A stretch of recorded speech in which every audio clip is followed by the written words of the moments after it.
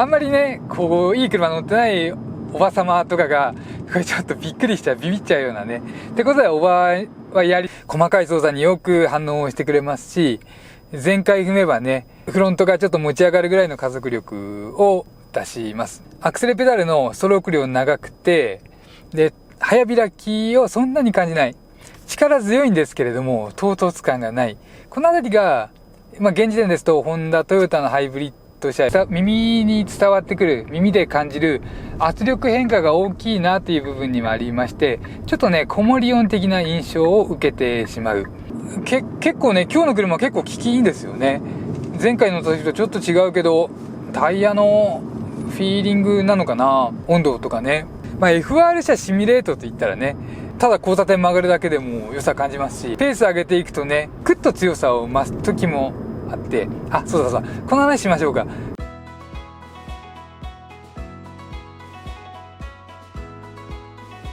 車好きヒラリーチャンネルのヒラリーです。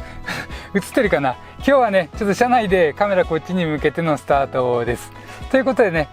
車は、2025年式マイナーチェンジ後の日産ノートです。マイナーチェンジ後のモデルの乗り味に関する部分を述べていこうかなと思います。やっぱりね、この今朝の5時ちょっと前、この交通量少なくて気持ちよく走れて、なおかつね、話してる間に空がうっすら明るくなってくるかもしれないというね、もうすごくね、いい時間帯に走っています。じゃあここで乗り味全般のレビュー的な部分をね、述べていきたいなと思います。で、一応ね、特に YouTube でこういう乗り味に関する動画を見るっていうと、やっぱりね、こうよくわかんないけどいいねばっかりの動画が多くなります。本当車の評価って難しいんでね。で、自分もいい点を強調していたいんですけれども、やっぱりそうね、そういう理由なくいいねという動画にはしたくないので、一つ二つね、もうちょっとかなって思う部分を上げてから、すごくいいねという部分を上げていきたいなと思います。じゃあまずね、もうちょっとかなという部分というか、ちょっとライバルに微妙だなという部分からいきますね。それは乗り心地がね、ノートデビュー当時のモデルとか、その後にもう自分が何台も乗ってきた中で、今日の車がね、一番いいと思います。ただ、ちょっとね、プルプル感があります。今ね、すごく平らに見える道を走っていまして、目で見える道だけれども、ちょっとね、プルプルしてるところがある。この辺りが、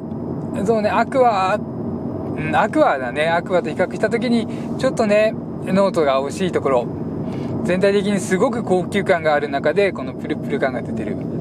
これがサスペンション動きにくいとコツコツ感になるので、コツコツ感ではなくてプルプル感っていうところでは一ついいんですけれども、ちょっとプルプルっとしたところがあって、ゴムブッシュとかの柔らかいところとサスペンションの動きやすいところでちょっとプルッと動いちゃってるんでしょうかね。もしかしたらタイヤかもしれないです。というのも、さっきね、ちょっと空気圧高いのかなと思って、そう感じたところがあったので、タイヤの空気圧を見てきました。で、やっぱりちょっと高かったので抜く方向に調整したんですけれども、そしたらこのプルプル感がね、感じるようになった。少しね、空気圧上げとけば気にならないかもしれない。最近の車が変形しにくくなったり、各部の精度が上がって、タイヤの空気圧とかね、すごく敏感になりました。あと温度とかにも敏感になってきちゃったのでね、センシティブといえばセンシティブですよね。といった中で、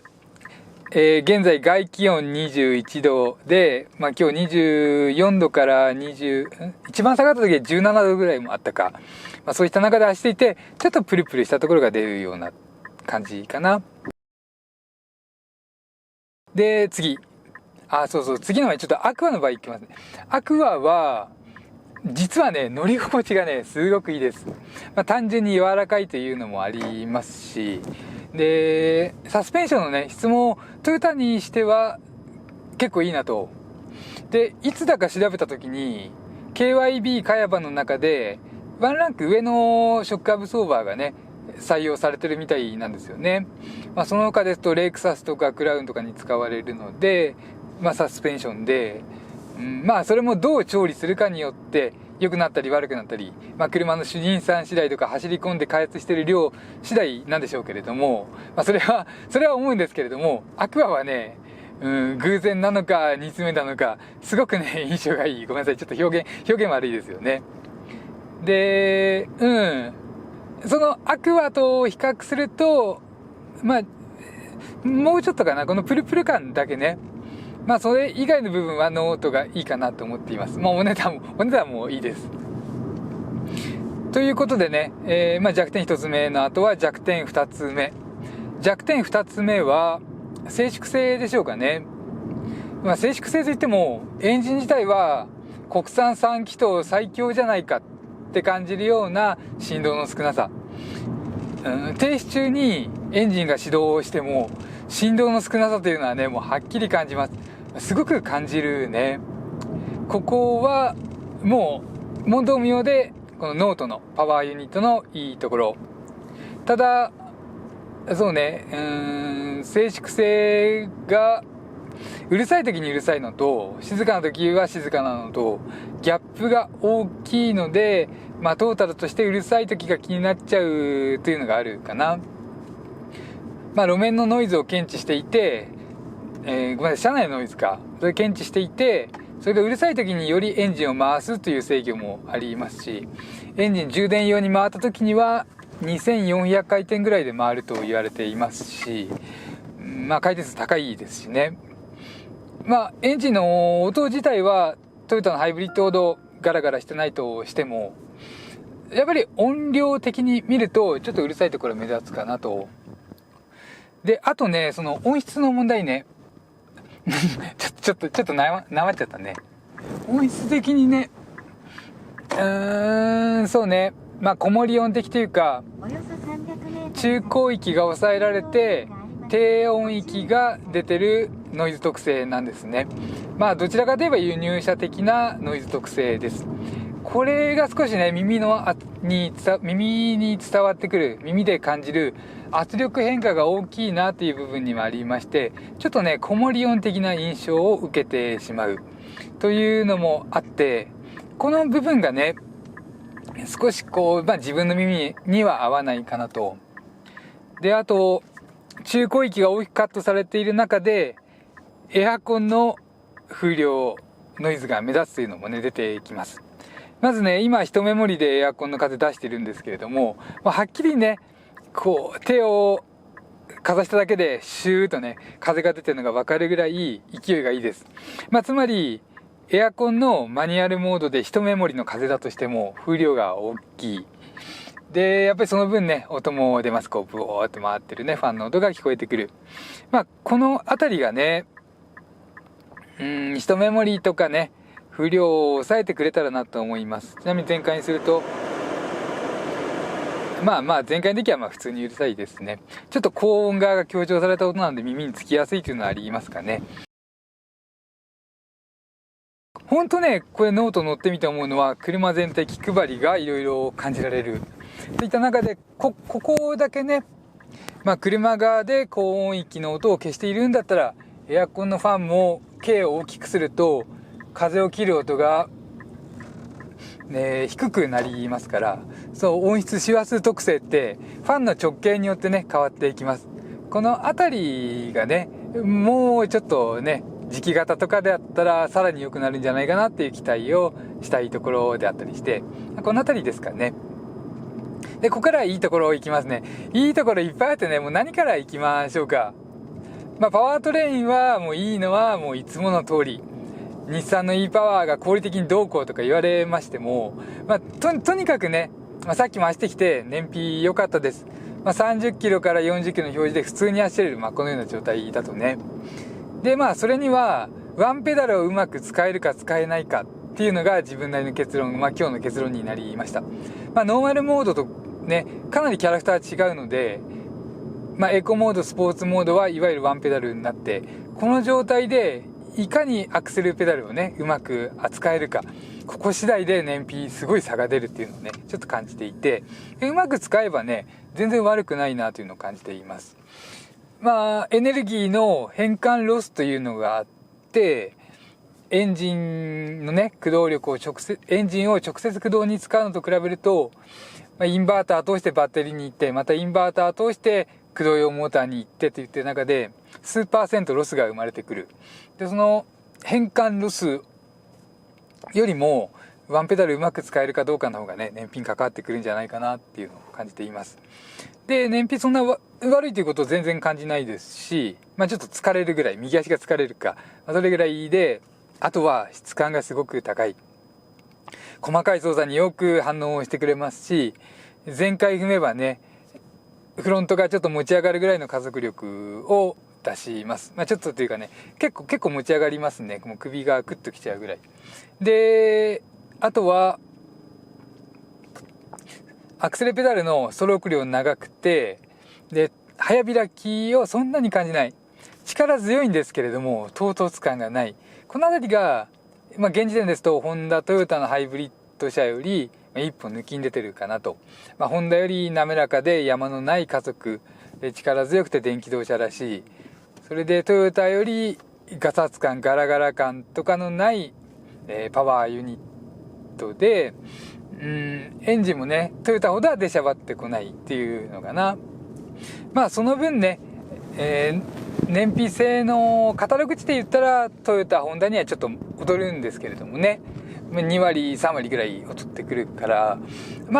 あれですけれども質感はねすごく高い。でブレーキも扱いやすい。そうね、トヨタホンダのブレーキハイブリッドのブレーキすごく良くなった、最近乗るたびに言っていますけれども、すごく良くなったの上で一長一短だよっていうのがねいつも付け加えています。付け加えざるを得ないというかね、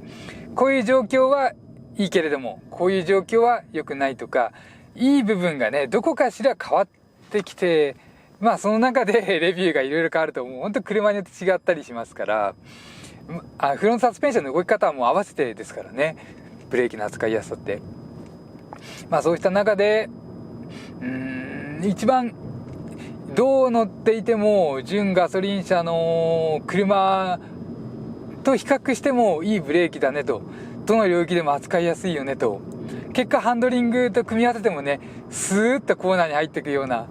ブレーキをリリースする量に合わせてハンドル切っていくようなとかね、めちゃくちゃ決まります。もうすごく気持ちいい。ノートってこんな良かったのって、そうだよ前からいいって言ってんじゃんっていうのをちょっとね自分でも思い出してうおってね思っています。ってことでハンドリングの話いきましょうか。ハンドリングの話で言うと左側の感覚が完璧、ヤリスとかほど、そうね、あとスイフト、マツダ2とかほどつかめないのはちょっとねダッシュボード奥行きが長くて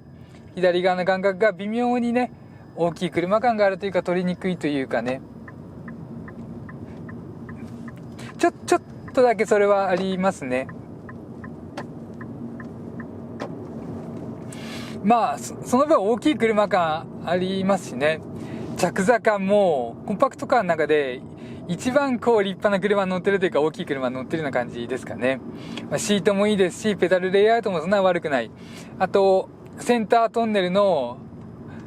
中心部分の前の方が大きくて、もう大きいトランスミッションが入ったね後輪駆動車ようなフロアの形していまして、左足が少し右に寄るような感じなんですね。フットレストがちょっと右向きぐらい。この辺りがねもうノート座ったらこの立派さ感じられるでしょと。あんまりね